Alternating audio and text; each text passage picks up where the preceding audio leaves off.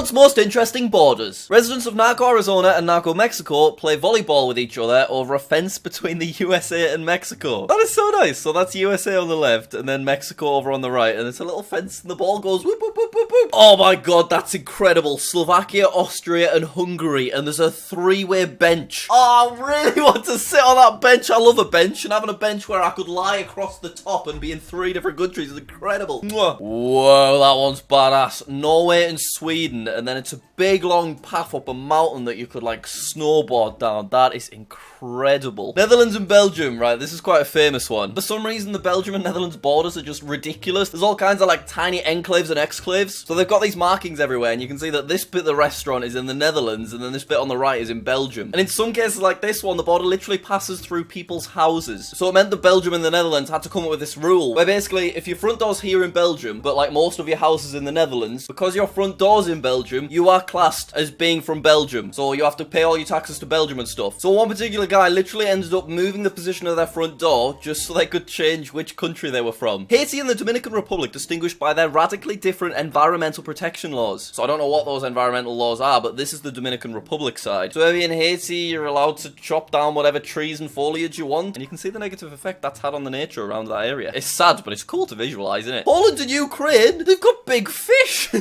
you know what? This has nothing to do with borders, but it reminds me of a really cool fossil I've got that I'm going to show you. Wait there. This is my new fossil box. It's full of fossils. Look at this. It's a 51 million year old fish fossil.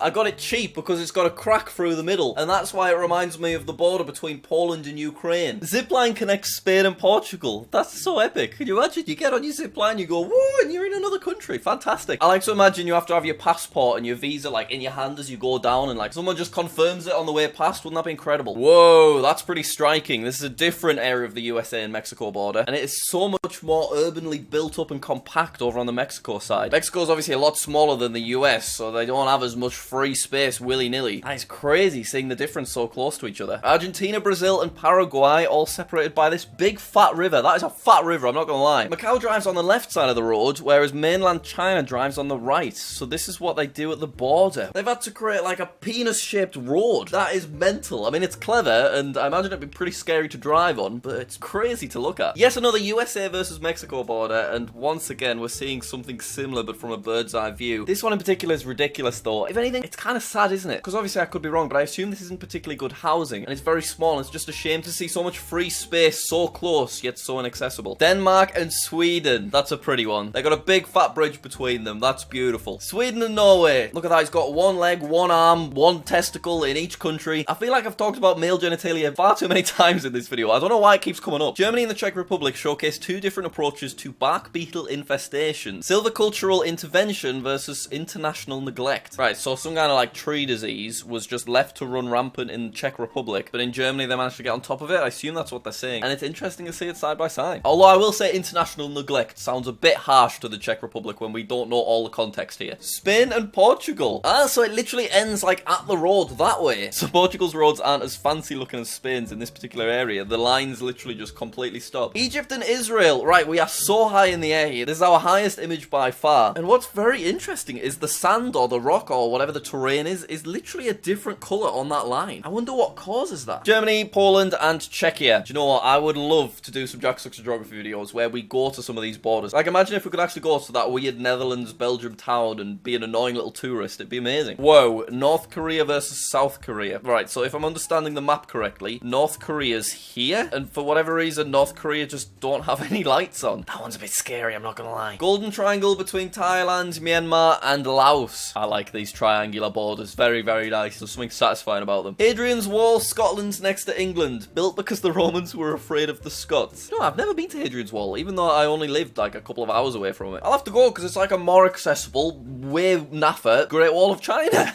Austria and Slovenia are at the Alpine border. The snow has been polite enough to stay only on the Austrian side. That's interesting, isn't it? Oh, this isn't a country border. This is a continental border. Asia versus Europe. So this is in Russia. I wonder how they work out which bit of Russia is Asian and which bit's European. The India and Pakistan border visible from space. Right, so I'm assuming it's this big long line there, so they must just have lights all the way along. Is that why? Oh, it looks a bit intense. Yeah, okay. USA and Canada. See, isn't it a bit sad that that's what the USA-Canada one looks like compared to the USA-Mexico one? Berlin, the light bulbs still show the east/west division from orbit. Okay, I don't know tons about Berlin history, but I'm assuming this is where the Berlin Wall used to be. So is it literally that they just use different kinds of light bulbs then? That's so interesting that from that high up, you can still see a difference so many years on. David has a good point though, so you're telling me they haven't changed their light bulbs since 1989? What's going on? Banjiok waterfall at the border between Vietnam and China. Right, I mean, that's too nice, isn't it? I don't like when the water looks so nice that it just looks animated. It's too much for me, to be honest. Haskell Public Library between Quebec and Vermont, so it literally goes through the middle of the library. I want to see it on a map. Yes, look at that. Look at it right on the border.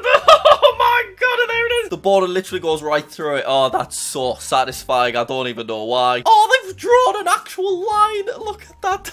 That's amazing. Wow, look at this one. Iran and Iraq border. And you can still see various wall lines 26 years later. So I assume when people are fighting, they got to move a bit forward and then they had to retreat for various reasons. And this has just created all of these lines. That is sad. Border between Alaska and Canada. Why is it so different looking on this side? The snow's all manky there and the snow's so pretty on that side. What's that about? Slovakia versus Poland, main ridge of the high Tatras Mountains. So the border works all the way along the peak of the mountain. It's quite a bit friendlier and more geographically satisfying to just base your borders off something that was already there before you decided that you owned this and someone else owned that bit over there. You know what I mean? The Friendship Bridge on the border of Vietnam and China over on that side. Well, that's a nice name, isn't it? Very nice.